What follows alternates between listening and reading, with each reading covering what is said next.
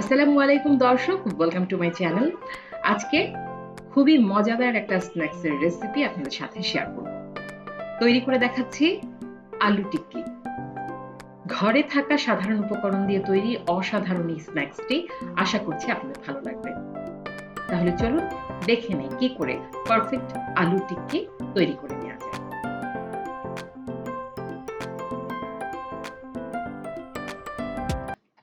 একটা বড় সাইজের বোল নিয়ে নিলাম।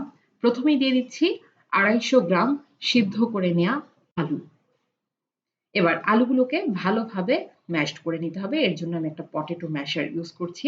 আপনারা চাইলে হাত দিয়ে চটকেও আলুটাকে ম্যাশড করে নিতে পারেন। বেশ ভালোভাবে যখন আলুটা ম্যাশড করা হয়ে গেল, এবার আমি এতে দিয়ে দিচ্ছি 1/2 চা চামচ পরিমাণ লাল মরিচের গুঁড়া এবং 1/2 চা চামচ পরিমাণ টালা জিরার গুঁড়া। দিয়ে দিচ্ছি 1 চামচের 4 ভাগের 1 ভাগ কালো গোলমরিচের গুঁড়া এবং 1 চামচের 4 ভাগের 1 ভাগ গরম মসলার গুঁড়া।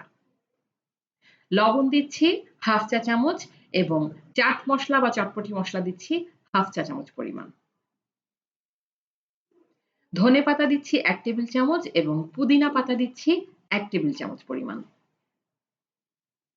দুটো কাঁচামরিচ আমি কুচি করে নিয়েছি, কাঁচামরিচ দুটো দিয়ে দিচ্ছি।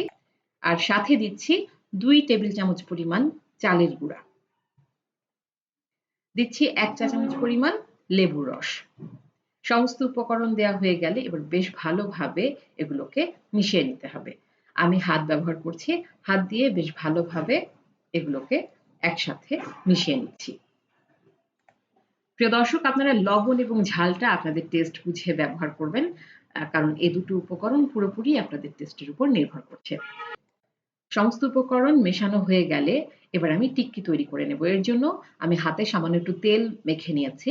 এবার আমি টিক্কিগুলো তৈরি করে নিচ্ছি। আমি মিডিয়াম সাইজ করে তৈরি করছি। আপনারা চাইলে বড় বা ছোট যেরকম আপনাদের ভালো লাগে সেভাবে তৈরি করে নিতে পারবেন।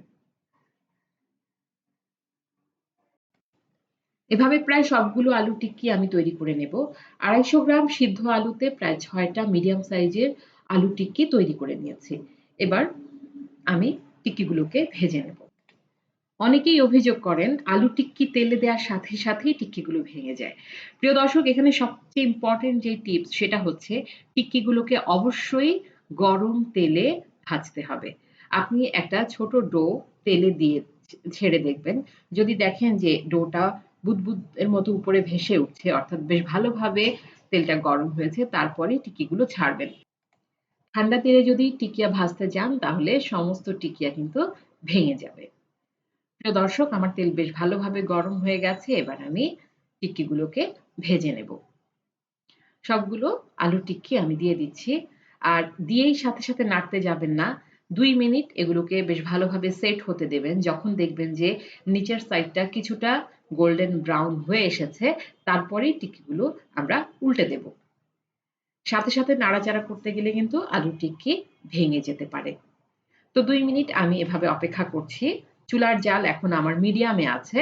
আমি টিক্কির জন্য তেলটাকে বেশ ভালোভাবে গরম করে চুলার জাল মিডিয়ামে করে দিয়েছি। এখন মিডিয়াম অবস্থায় আমি এগুলোকে ভেজে নিচ্ছি। প্রায় 2 মিনিট পর হয়ে গেছে। দেখুন নিচের সাইডটা কিছুটা গোল্ডেন ব্রাউন হয়ে এসেছে। এবার আমি এই টিক্কিগুলোকে একটা একটা করে উল্টে দিচ্ছি। টিক্কি হতে একদমই বেশি সময় লাগে না। 4 থেকে 5 মিনিটের মধ্যে বেশ সুন্দরভাবে আপনার আলু টিক্কি তৈরি হয়ে যাবে। আর আপনি যদি এই টিপস গুলো ফলো করেন তাহলে আপনার টিক্কিও ভেঙে যাবে না। দর্শক, আলু টিক্কির এই রেসিপিটি আমার বাসার বেশ জনপ্রিয় একটা স্ন্যাক্স রেসিপি। আশা করছি আপনাদের বাসায় প্রতিটি ফ্যামিলি মেম্বার এই টিক্কি বেশ পছন্দ করবে। আরো একবার উল্টে পাল্টে আমি এই টিক্কিগুলোকে একটা টিস্যু পেপারে উঠিয়ে নেব। টিস্যু পেপার যে এক্সট্রা তেল আছে সেগুলো শুষে নেবে এবং তৈরি হয়ে যাবে চমৎকার মজাদার চটপটা আলু টিক্কি।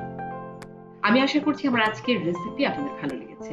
যদি ভালো লেগে থাকে আমার চ্যানেলটিতে একটা লাইক দেবেন এবং আমার পরবর্তী ভিডিওগুলো পেতে অবশ্যই আমার চ্যানেলটি সাবস্ক্রাইব করবেন। এই রেসিপিটি বাসায় একবার হলেও ট্রাই করবেন। আপনাদের বানানোর অভিজ্ঞতা আমার সাথে শেয়ার করবেন। রেসিপি রিলেটেড কোনো কোশ্চেন থাকলে কমেন্টস বক্সে কমেন্টস করে জানাতে পারেন। সবাই অনেক ভালো থাকবেন। পরবর্তীতে নতুন কোনো রেসিপি নিয়ে আবার হাজির হয়ে যাব।